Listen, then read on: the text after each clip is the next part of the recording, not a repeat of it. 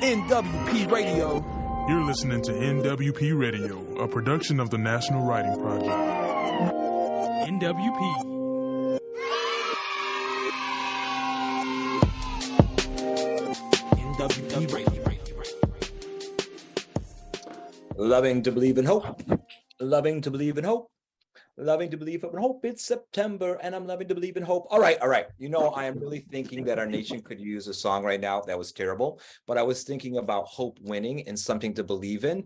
I also hope for stellar writers. I hope for excellence in writing instruction. I hope for laughter and love and creativity and funk.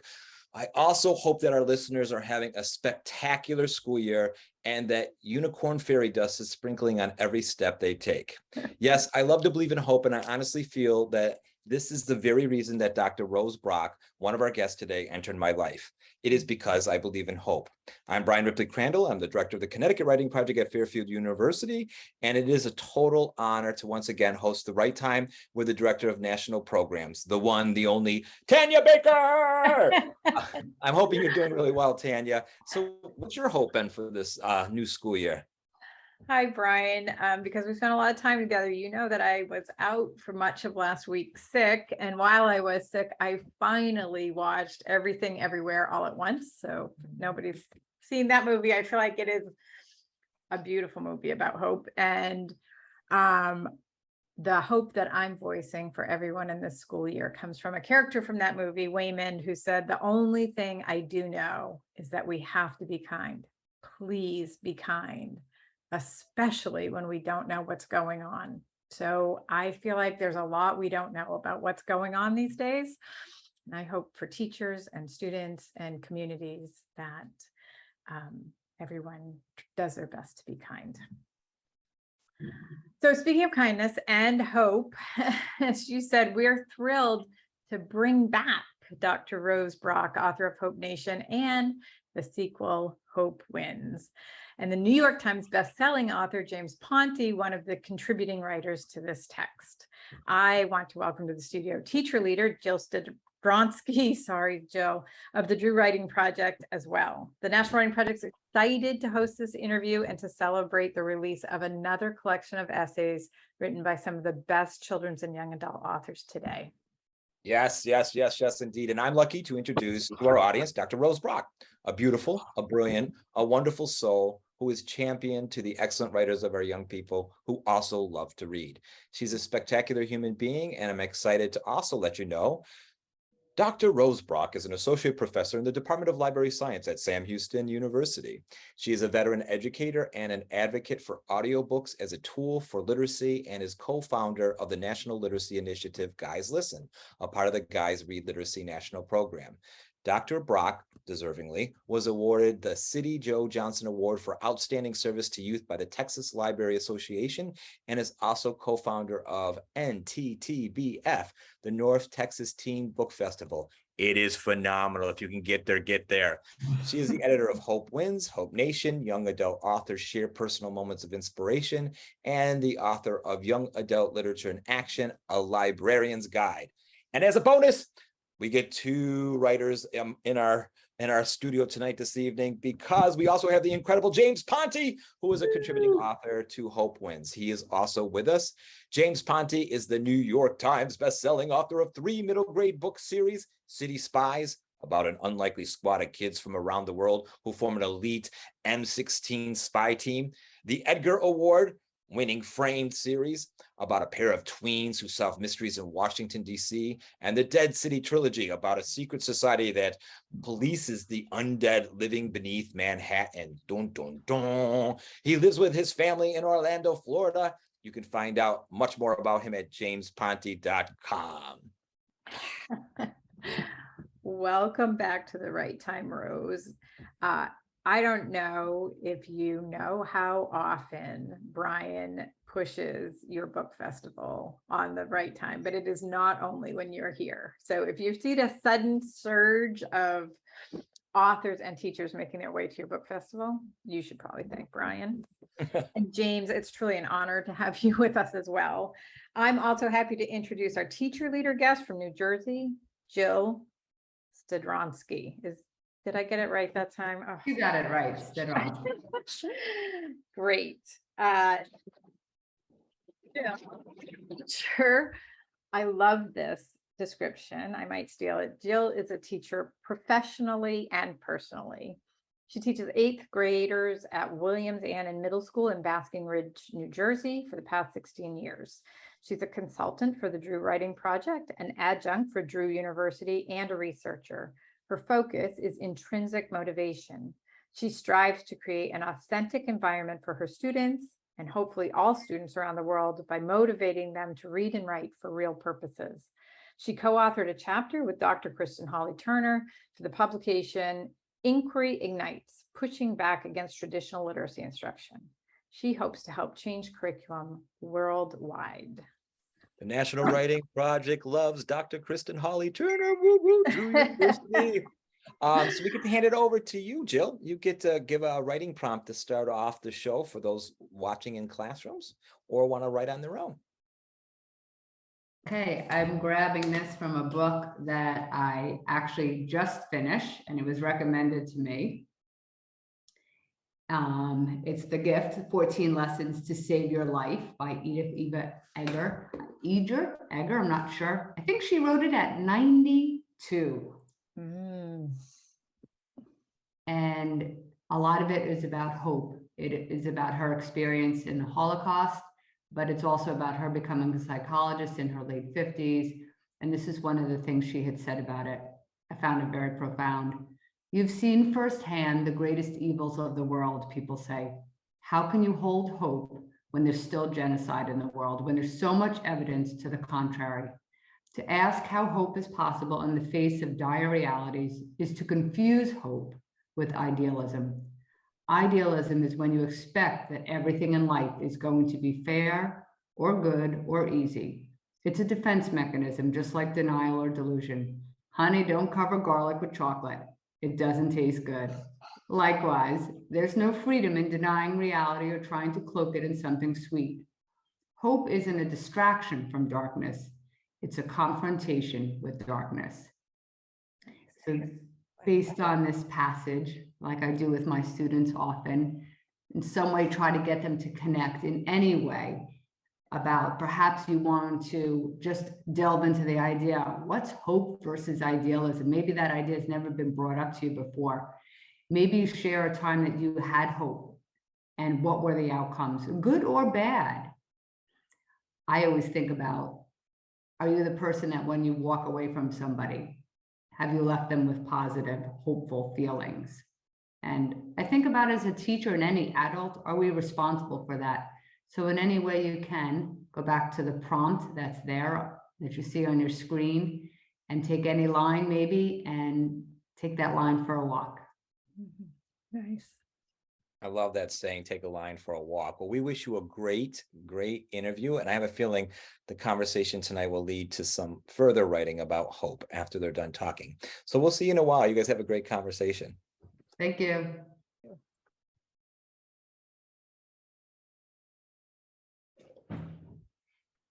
Hi, Rose and James. I'm so lucky to have both of you here with me, especially because I've been using the book as part of my starts this year. And so I begin my entire year with all these starts. I love, Rose, that it's authors and their lives. Kids so often, right, just read the book and then the author seems this foreign person. And I'm a mom of two kids that are writers, so I know they're real people and how they write and what they think in the characters. So to get an insight into each author with some of their personal writing, I think was a really brilliant idea. I'm curious, I know we didn't have this question there, but how did you come up with that idea about that? Thank you. And thank you for your kind words about it. It's funny, and I talked about this a little bit before when I got to be on here and speak about Hope Nation, which is the YA anthology that I did first. It happened, it wasn't something I had been thinking about or planning or dreaming. I wish I could say that it were. I had an opportunity that came my way working with a publisher I'd known for a long time, who basically cold called me and asked me if I wanted to do a book with him. And for those of you watching, that's not, and James will attest to this, that's Not how it not really how this works, right? Not how it If your kids are writers, I don't know if they write to try to be published or if they are published, but it's pretty brutal, right? You really, really have to want to do that. And you can be an outstanding writer. You shouldn't be writing because you just want to be published. Like you should write because you want to write, because it's part of, it fuels your soul. But sometimes people get lucky enough and they do get published. But because of some of the other work I do, I had this opportunity. And ultimately what happened, I'll try to give you the short version, is I declined. I declined. Rose has those short versions. That's great though. Keep going. That is true. It is hard to tell this in a consolidated, concise way. But so basically I was offered an opportunity to have a book contract and like figure out a book I wanted to write. And at that moment, I was a little overwhelmed. Number one, I didn't have like a book in a drawer. I was like, oh, here, let me go get that and hand you this, this novel, that I'd been slaving away on. But and then I got to thinking, when I declined the very generous offer, I think the publisher that inquired was a little surprised that I just didn't jump on it. But for me, I think I really didn't, because at that point, it was really important to me not to, I guess, take advantage of that privilege that, again, that's not the way it works. And people work so really hard. So I sat back when we ended the conversation, I promised that I would at least think about it. And so I spent the next couple of days really thinking about, if I had this amazing opportunity, what could I do with it? And that idea of what I could do with it, how I could take that and make something good of it. That kind of almost immediately hit me. I started thinking about a lot about like the kids that were in my classroom back when I used to teach 8th grade, and the books that they loved. I mean, they read a lot of fiction, but I definitely always had kids that wanted real stories, right? And so I had kids that loved the chicken soup books, and they loved, and part of it was that they were searching for hope, right? They were looking for something to inspire them or make them feel a little bit, a balm, that kind of thing. And so I thought, align with somebody, right? They need to align with somebody, know somebody else has this story. Absolutely. A little bit similar to them. Yeah, absolutely. So once I started thinking about that, I thought, those books are a little dated now, not to say that they don't work for readers, but I mean, it's been a while since they were kind of fresh on the market. And I thought, I wonder if I could do something like that. But instead of it being kind of these, I don't want to say they're imaginary people, maybe they are all real people, but I thought, what if these authors that kids, that readers really love, what if I got them to tell their stories? Because I think, again, that insight, it's so, we know more about authors today than we ever have, right? When we were growing up, like you saw the name on the cover and you really didn't think they were a real person, because we didn't have social media. We didn't have the internet, because, we're all of that age where those things just didn't exist. Maybe not James, but,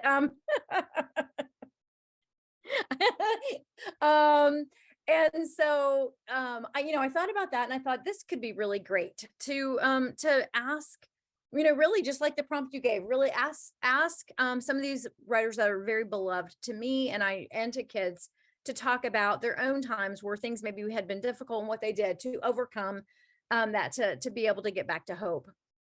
So that was kind of my idea. The other piece of it with both books was I realized I had an opportunity, again, another opportunity, and I love opportunities, and that was to try to do some real good with the book. So I had the idea of framing the book as a charitable endeavor, and so that the writers, kind of their carrot that I dangled in front of them was that not only were they writing for young people and telling their own stories, but also they were doing it as a means to also support something that they cared about. So with Hope Nation, everybody got to choose a charity of choice, and we cobbled up the money that we got from the publisher, and the publisher matched it. It was great. And we were able to put some good out into the universe, which I'm a big believer in, because in my mind, that's a big way to get back to hope, or to really stay there, right? Like when things are hard, like for me, I'm not saying it works for everybody, for me, but when I have those moments of darkness, or things are really, not the way I want life to be going, sometimes if I really direct my energy to doing something good for somebody else, I mean, maybe it's a little selfish, because often it's like, serendipity happens, and then, good things come my way. And so, and it brings me a lot of joy, and that's important too. So, so we did that with Hope Nation. And then, I asked those folks, those authors were very generous. And when Hope Wins, when I realized I wanted to return to it, I really thought I would just do Hope Nation and that would be it. But in 2020, all of our lives changed, right? And along the way, I will say, Hope Nation published in 2018, and almost immediately I had teachers, educators that would turn to me or that I'd run into at conferences and say, I really love this book. But I teach 5th grade. I just like to read YA, but I can't use this particular anthology with my students. Would you ever do a younger one? And I thought, again, I have a day job. I'm, a lot of my writing's academic. And so I thought, I don't have time for that. And then we were all at home and we were all, I think, struggling to feel hopeful, right? It was a dark, dark time, as James will, would certainly agree with. Like in our case, like we have this great circle of friends that, it was a time where, writing can be very, you can feel very distant from other people, and it can be, at times really difficult to feel connected to folks. And so a bunch of us came together, and I have this group of friends that are just happen to be middle grade writers who I knew I wanted to hear their stories too. And so that, that's kind of a choppy, shortened version of it, but that's what happened. I reached out to my friends once again, and they were generous enough to open up and share their experiences. And I'm so grateful for that. I love that story. It's actually made me fall in love with your book a little bit more just hearing that. And I forgot, like you said, that you're doing it for helping everybody to kind of fund their own charities that they want. One of the things that's so interesting to me is I always start my class off with memoirs. Over the years, I actually found that memoirs really grabbed the 8th graders.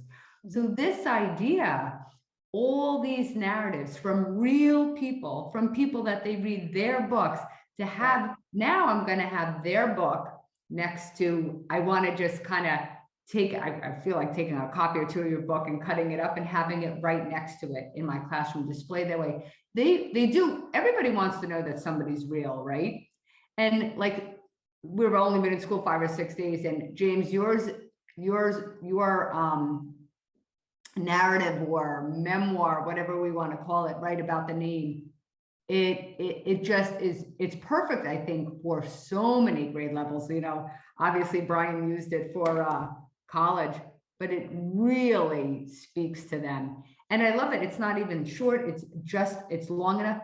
And the thing for me is, like, there's great writing. So it's this model of great writing. It's a great story. And then they can be influenced to then go back and then read some of the stories of James Ponti. And I just think it's like, honestly, Rose, I think it's the setup for great curriculum. Like, this is how curriculum should be. You could use this as the anthology, and here's all the stories. And James, yours is one of my favorites because I love the name, because I think identity is something you don't just struggle with at 13. People struggle with it all their time, their entire life. I talk about this, and I think about this all the time, about the different curriculums and things like that. And what else? When I would be on dating sites, I got divorced recently. My dating question to people always would be, name the course that you would teach in high school that you think what was needed. And I just wonder, from two people that are writers, I'm wondering, like, James, what would be the course that you could teach if there was no standard? You wouldn't have to worry about parent burns. And Rose, I wonder the same from you. What would be the course? What would be the driving question? Or what would be the theme? And I want you to think, like, out of the box here. Like, is there something you would be dying to teach? Well, Rose is a teacher. She's a great teacher, and so I'm sure she could talk about that. For me, it's funny. I was a weak reader growing up. I started my career writing for television in part because I knew I wanted to be a writer, but I just was never a strong reader, and I couldn't imagine that I could actually write a book. One of the things that appeals to me about this book is, like, one of the only things that I really clung to as a reader were the Encyclopedia Brown stories, because there were these short stories, and I could read them in one sitting, even at my speed, and they had a conclusion.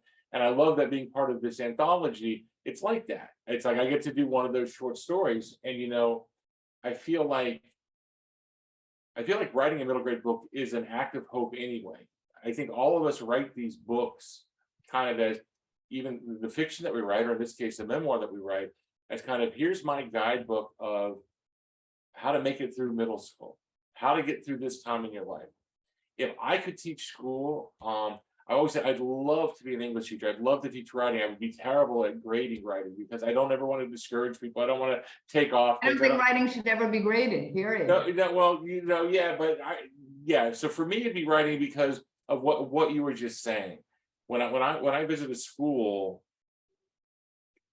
I talk to the kids. My goal is to be such that by the end of the thing, it has demystified the role of the writer. Such, it's like, wait, he's just like us. He's as goofy as us. He's, and to talk about that, it's for anyone. And then I tell them, because there's the one great thing is you're the only person who can tell your story. And that's a power. That's a superpower. No one else can tell your story but you. So if you want that story told, you can do it. And it's just, so yeah, I would love to teach kids to write, and to really get into it with them and talk about the nuts and bolts. What about you, Rose? Yeah, I don't have necessarily a creative. I mean, again, I was a middle school teacher and middle school educator for 20 years. Part of that was in the library as a librarian, but the first half of it was in the classroom. And I mean, like all the things that I'm passionate about, like I love, like I love dancing, and dancing's already taught, but dancing where like there's no like dancing, just moving your soul, and no one trying to make everyone look the same, that kind of thing, I think would be really fun. Just have music and just have like a dance party for class. Yeah. That would be a great way to like, spend a part of the day. I mean, I probably couldn't make it a whole period. I'd be like, y'all go on now. I got my 5 minutes in. But when I was still a classroom teacher, I started off as an English teacher and a writing teacher. And then where I taught at the middle school, I taught 8th grade. We segregated language arts wasn't called ELA or ELAR. It was you taught English, which was writing, or you taught reading.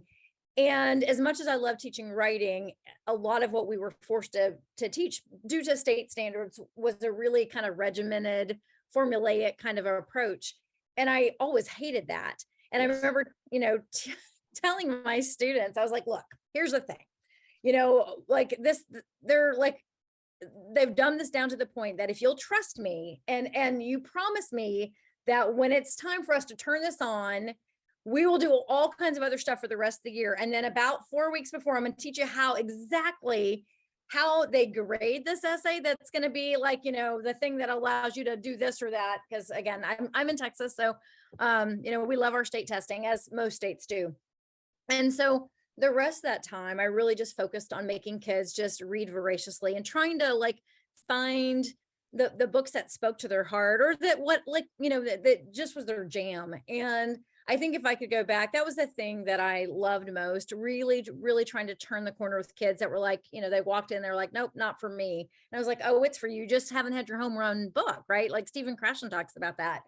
And until you have that, you're going to have those, stops and starts and so forth. And I, like James and I have in common, we were both born out of the country, and we have European mothers. And so, my family moved here when I was in elementary school, and I had a lot of privilege compared to a lot of kids. I did speak English, but I'd gone, primary school, I'd been in a German school, and then I transitioned. So my reading in English was a little behind, and, books were the thing. And I wasn't really a reader, but I met, James had Encyclopedia Brown. I met Nancy Drew, and it changed everything for me. I met Nancy Drew and before, because I was still the weird German girl, before I had real friends, I had those fictional friends, and they were my world. They kept me company. There are a lot of moments, isolation can be really hopeless sometimes. And also now as we age, it also can be really wonderful because there's so much going on all the time. But, when I was in 4th grade sitting in that class, I kind of hated that I didn't have those other kids had gone to school together for, up to that point. So anyway, I think that would be my dream job, would be to go back and just really try to find a way to help kids find, what they really love, and then support it, because so often we do a lot of shaming, whether it's in reading or writing. Like it's this idea that, they're supposed to be this standard, and really all books are good books, right? There's no bad book. I mean, there are bad books, but I mean, Yes, I've read several. Also not true. But like, I mean, if it speaks to somebody, it can't be all Yeah. bad. That's the hoper in me, because I'm a hoper, right? Yeah. Like it's, it may not be for me. I mean, like we can look at, lots of things and take a book apart, or, a story apart. And it's important for, there's a place for that. But as far as just speaking to us and really connecting with the greater world, stories do that. That's what we do. That's who we are as Absolutely. people. Absolutely. It was so well said. I completely agree. I'm always pushing back on the curriculum, and my classroom is just a classroom of choice. They read what Love they it. want to read. I try to introduce everything to them, and I don't even worry about the state tests anymore. We write for real reasons. That's why I love all these great sparks. I lived 2 blocks from where my son went to elementary school, and so when he was in 3rd grade, I went over to the principal and I said, I've seen these writing standards and what you're doing, and what we are doing is we're teaching everyone to be the same mediocre writer. Yeah. And she's like, well, I go, this is what's going to happen. It's like, yeah, everyone's going to be the same, so that's equality, but they're all going to be really mediocre. And of course, I walked into the traps because, well, what should we do about it, James? And the next thing you know, I taught a class at the elementary school once a week for like 40 minutes, where they let me just come in and teach writing the way I thought they should learn how to write. And it was all fun. Like, we would make up a story each time, and I would just have each kid, you do a line, now you do a line, now you do a line. Look how easy it is to come up with this story. But one of the things too that I love to teach about writing that I think can get lost in the shuffle is a lot of times I will show pictures of young readers. Like here, I live in Orlando. I'll show, if I'm a visitor to school in Orlando, I'll show a picture of, here's Kate, and Kate struggles with this, and here's John, and John struggles with it. And they're all into it. And then I say, oh, by the way, and I talk about them going to school in this town, where in Orlando. And then I point out that Kate's Kate DiCamillo, and John is John Green, and Victoria is Victoria Jameson. And it's like, these people who are amazing writers who all grew up going to the same grocery stores that you did, all grew up doing it. It's not some faraway thing. It's not some distant, unattainable thing. And it's not that you have to write for a living, but you should know that you could, and you should know that your story matters just like John's Right. matters, just like Kate's matters, just like mine. I think that's one of the great things that actually this book does, right? Because they really get to see authors in these 2 lights. I always say to my students when they walk in, you have a brain, you can talk, then you must have thoughts. And that means you can write. And if you write a lot, eventually you're going to be able to say something beautifully, because we all have those thoughts. And each one of these separate little stories, these little narratives, these little memoirs, really are about real people. And I have just found with students that really sparks them. And I think they enjoy that. And James, I wish you'd come and do a little class with some of my students. I am curious, James, is there a book that you tried to write and you can't? Is there a topic that you want? Is there a story and it's been so hard and it's buried in some drawer there or behind a wall? Well, this verges on an area that I don't like to talk about, because a lot of writers don't like this, which is the fact that actually all the books I wrote became published. I got really lucky that way. I sent my first idea to one editor and one agent, and that's still where my books are published, and that's still Wow. my agent. Wow. And so, yes, I have been lucky with that. But there was a story I tried to write, I talked to my agent about, and she very tenderly told me that yes, there would be a time, but it wasn't now. It's a story that I almost wrote about for this book. 7 years ago, my son died. My oldest son died, and Sorry. he was severely autistic. He was severely epileptic. He had like 15 seizures every day. He never spoke a word. And actually, the reason I write books is because of him. I decided I needed to find a job where I could work at home so I could be with him. And now I write books in part because I feel like he's part of the book still. It keeps him alive still. And I will write about that someday, but I'm not there yet. And I keep thinking I might be, and I keep thinking, nope, not yet. And partly it's like I don't want to turn his life into a story, but I do want to connect. I talk about him a lot when I was at schools, and it's really interesting. You go to some schools, especially schools, to be honest, like you're in a Title I school in a maybe economically disadvantaged area. And I'll talk about my son dying, and they'll jump right in with death in their family and what it means to them and what that sadness means to them. I'll also talk about the fact that I never met my dad, that my dad is just a non-entity in my life, which I write about in this story, and that connects with them. So those are elements, but you know, in a weird way, I write stories about spies and junior detectives and stuff. They all feel autobiographical to me. They all feel like, okay, what I am going to do is I'm going to have this storyline that lets me give you fun and action and adventure and lets, you know, a thing that I'm really passionate about is it's going to let the kids are going to win in it, not because they can fly or they have X-ray vision or whatever, because they're going to think and they're going to work together, right? That's the secret sauce to me. And so I'm going to give you those stories that you can have just so much fun with that seems so unrealistic. But every relationship in that story is a real relationship from my life. And those have to be true. No, there are not 14-year-old spies at MI6, but there are found families who are trying to figure out how to make life work. And if I can mix those elements, then maybe I can do something right with this.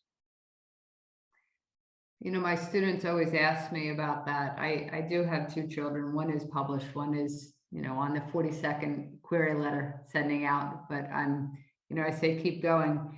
They always say, we talk about it, even when we were using some of the pieces, Rose, right? I said, these are their real lives of the authors.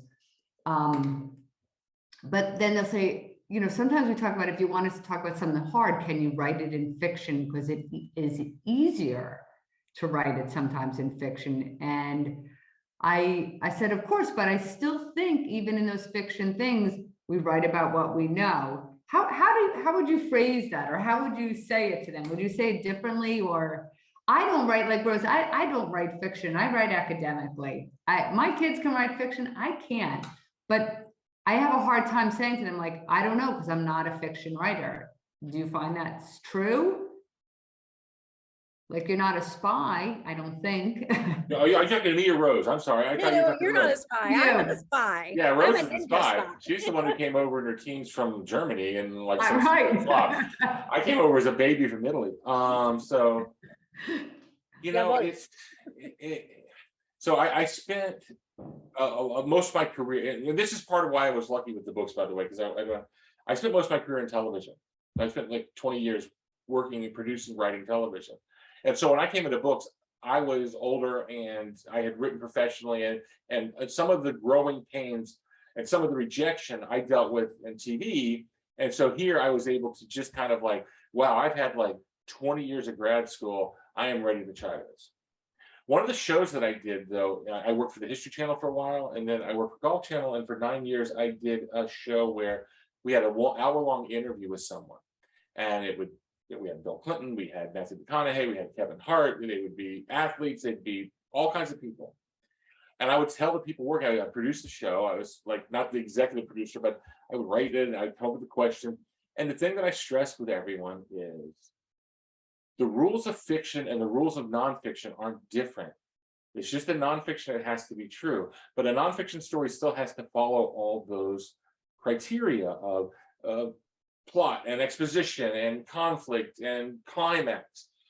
And I said, the single most important thing for us to do is to identify the motor of the person that we're interviewing. It's not to talk about what was it like to be the president. It's not to talk about what's like to win the Academy Award. It's like to find out what's the conflict at the center, and that conflict creates a tension, and that tension is what drives you through life. And that is true in fiction, and that's true as nonfiction. So in fiction, you take the conflicts that you know and you give them to characters. In nonfiction, you study someone and you really try to find out. And oftentimes, and then, I feel like I was pretty good at this part.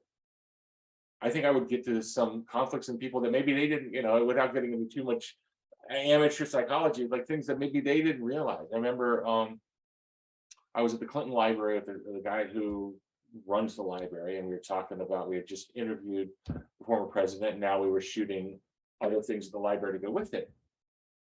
And I said, I have my theory on him. He goes, okay, I want to hear that. I said, Bill Clinton was a guy whose father died before he was born. And that's all you need to know to understand everything that happened in his life. He never thought he was invincible because he'd been surrounded by death from the moment he was born. And that's why he was in a hurry. It's one of the things you always play out. He's in a hurry. He's in a rush. He's trying. Why is he already at 17 worried about running for president? Because, well, his dad died before he was born. Think about how profound that impacted him. I go, the other thing is you want to please everyone because you always are worried in your head that someone is going to die before you see them again. And his strengths and his weaknesses all come from that motor of I gotta hurry because I'm not gonna live long. And I gotta make everyone happy no matter what the situation, that we all walk away smiling like everything's all right, because I don't know that I'm gonna see them again. I said, I don't know if that's true or not, but that's how I'm making this show. That's what I believe. And the guy goes, I never thought of that. That's absolutely true. And you know, so we find these things. And if I were to write that's the thing that we had to do for this interview to make the interview as engaging as it could be, although I'll be honest, put a camera on him, he's pretty engaging. But we have to find that in these stories, and that's how we take the reality that maybe it's uncomfortable to write about, and we ascribe it to a character, and then that gives us also the freedom to be more honest. And that sounds contradictory. If you're telling someone's true story, you're confined to the facts. But if you tell someone, if you take their conflict and you put it in a fictional story, you get rid of some of the oddball curves that maybe knock them off the truth path. And you can tell a more basically honest version of what that pain, what that conflict, and what that triumph is ultimately about. I feel like, Rose, that's what you gave all these authors, an opportunity to do. When you said that, that was the opportunity, and you took it and you passed that forward to everybody. Thank you. It's amazing. That's very generous. It's a weird kind of thing too, because like, these are not my stories. And I tell people that when, as the editor of this anthology, it has my name on the bottom and on the spine, but I didn't write these stories. I am the ambassador. I get to carry these stories inside this book. I am the cheerleader and the ambassador of them and the keeper of them. And what a privilege and honor that is. She cheats herself out of one thing though. She is to a large degree also the inspiration of them. Absolutely. She is the inspiration of, okay, for Rose, I'm going to tell this story. So our dear friend Stuart Gibbs wrote about his wife passing away. I read that one. Which was, and Rose and I remember every moment of it. Right. Yeah. Actually, he wouldn't have written that for someone else. I know. Rose, did you learn anything new about somebody that you didn't? Oh my gosh, I learned so much. I mean, that's the thing. So many of these writers are truly dear friends, but like, they're, I mean, we have these full lives, right? So even though we share and we're open and transparent with each other, you can't share every single experience. It's why when you go, people you love and enjoy, when you come to the table with them, almost always you have something new to tell them, right? Maybe a memory pops in, or maybe it's something that's just happened. I absolutely learned a ton about people that I already thought I knew pretty well. And I mean, I do know them well. And it was interesting in regard to the process of doing this in some cases. But I learned a lot from the first one. One thing I learned is that trying to gather writers to do something like this is a little like herding cats. And so, and I will say, I learned some of the things from book one that then I applied to book two that made it, go a little more smoothly. And by and large, it really did. I mean, again, these are all busy, professional people, successful people who, spend their day writing, doing, honing their craft. And I've asked them to like, hey, pause all that for a moment and then do something for me that, hey, you're not going to get paid for. And that really, again, is you're opening yourself up. You're being very vulnerable. You're sharing of yourself. And so I'm nothing but honored that they were willing to do that. So in both volumes, I learned a ton, but I certainly in this collection, there were so many things that I was surprised by. And then in some cases, I had an idea in regard to, as the editor, in some cases I knew, like James and I spoke on multiple occasions about what he would write about. We discussed him sharing the story of Alex, his son. We discussed different things. With some authors, I let them figure out if they wanted to just, like, they're like, I got this, I know the assignment. It's like, like the student in class, nope, you gave me an assignment, get out of my way, right? And so with those folks, I would check in, and then I kind of, dip my toe in, dip my toe out, and let them do their thing. With others, it was kind of a massaging process to figure out what they wanted to tell. And sometimes along the way, in thinking, oh, I'm going to tell this story, then something else, they'd be sparked and they would end up telling another one. But I think that's really the key, even with professional writers, like when you're looking back at your life, it's a hard prompt, like, right? Except that but if you really look at it, if you look at those examples, I mean, because it seems so esoteric, yet you're like, okay, how do I describe hope? I mean, like, you can do it, but when you're looking at your own life and thinking about what that can mean, that it can be something really small or it can be something really big, right? It's going to be so personal, and they're all right. There's not a wrong answer. Right.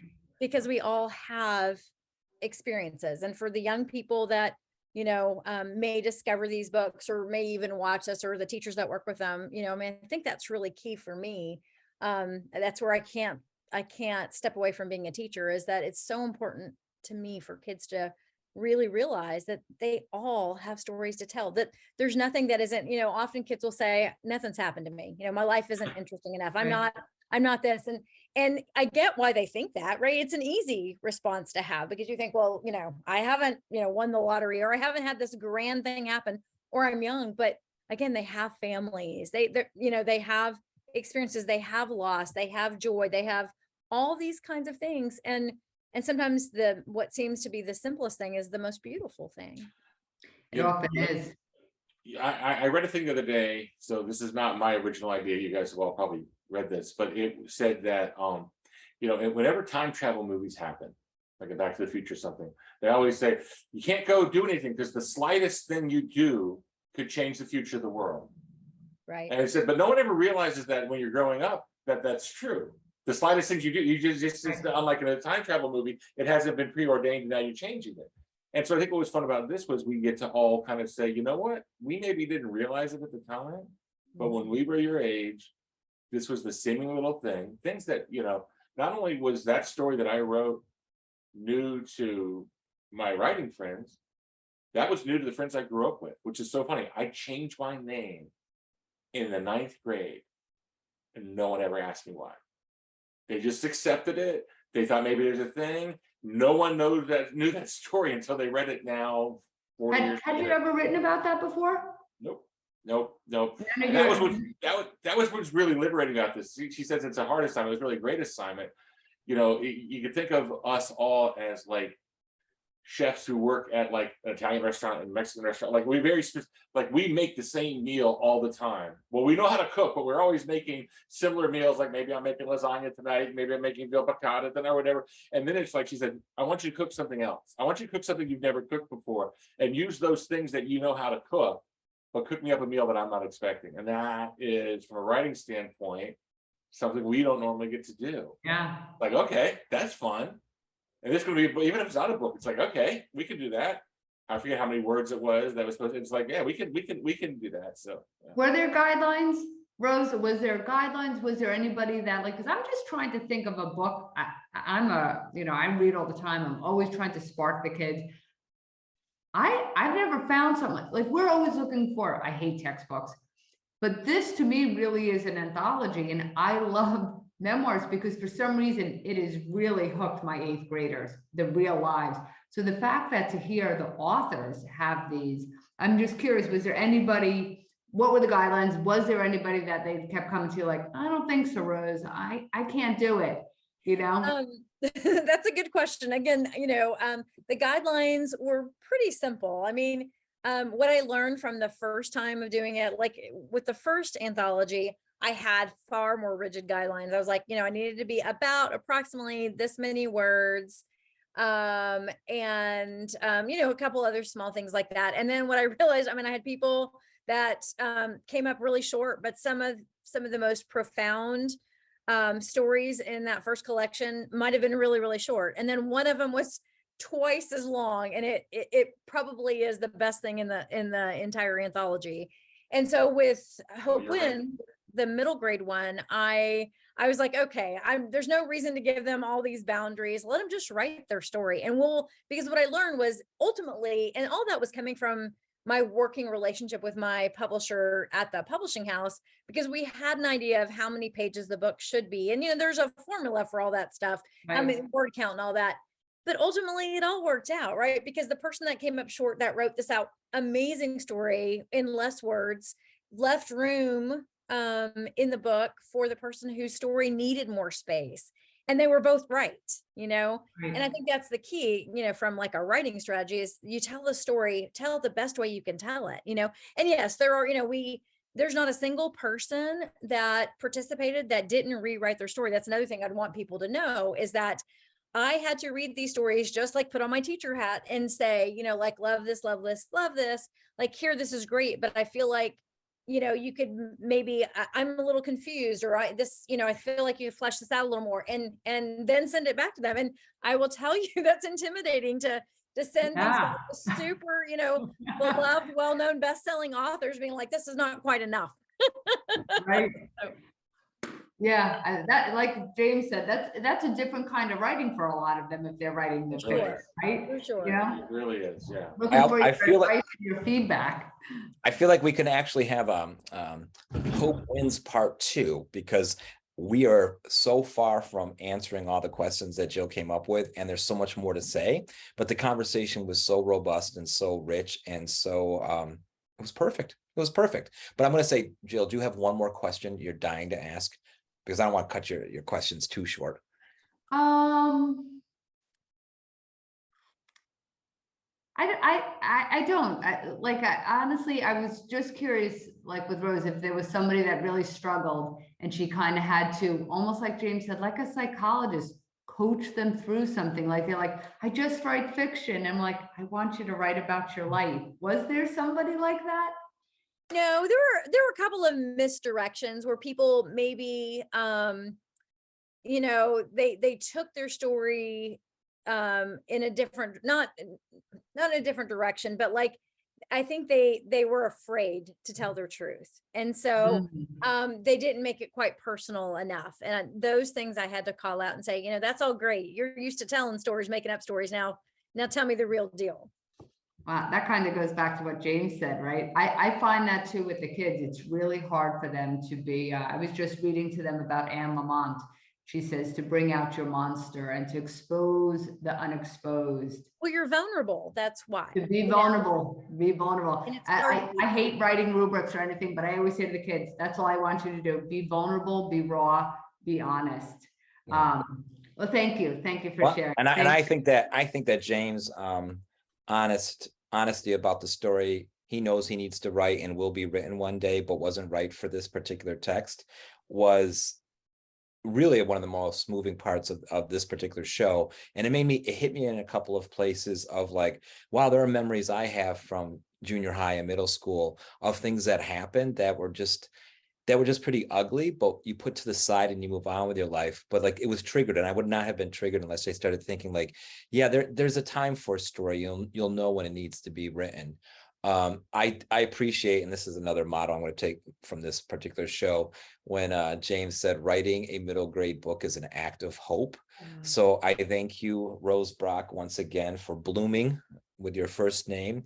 Another text for all of us lovers of writing and writing instruction to teach, because this is like Jill said, this is a textbook without being a textbook. It is an anthology of inspiration. So mwah. Jill, you have an exiting prompt, I think, for the writers in schools and at home. I do, and I have to find it on this thing. That makes two of them. There we go. Okay, thank you. And I'm going to give them a strategy too, because I always try to do this with my students. So write about a time that having hope changed your trajectory. Or maybe you want to reflect on your past experiences. Where or when did you lose hope? Maybe describe it in detail and write yourself a letter of apology. Sometimes when I get stuck with writing, I say to my kids, first sentence has to begin with an A, second sentence has to begin with a B, third sentence, the C. And I would start with something like a brother, boy, needs help, change how he lives, drop the drink. So go ahead and take a look at that. Go back if you want to the beginning passage that we had. Just think about hope, hope. Thank you. Thank you. Thank you. I get to close out the show as always, and I want to thank you, Rose. I have a 22-year-old daughter who's an organizer, and she is really loves Miriam Kaba, who said that hope is a discipline. And I think these two anthologies of yours, you've really put your money where your mouth is in so many ways by taking this opportunity that you could have had for yourself and sharing it so broadly by making these anthologies for young people at a time where hope is really hard. So thank you. Thank you for that. And James, thank you for being with us today and sharing your story and introducing us via stories to your family and your wife, who is a teacher, standing up in really disciplined ways for young people. We really appreciate you all. And Jill, Such an honor. Thank you so much. Jill, you really represented our network of teachers and the work that we want to do with the beautiful books that Rose and her colleagues make for us to do that with. So thanks for being here and doing that work tonight. Thanks for having me. And I like to get to say, last of all, thank you for everybody who's here with us, enjoying the show and thinking about how to share these books with your students. We really appreciate you, and we don't want you to miss a single opportunity to hang out with great teachers and writers talking about teaching and writing. So sign up for our newsletter. Join us in conversation in the studio at studio.nwp.org and follow our podcast so you never miss a single episode. Thank you, and good evening, everyone. You're listening to Thanks, NWP guys. Radio, a production of the National Writing Project. NWP. NWP Radio.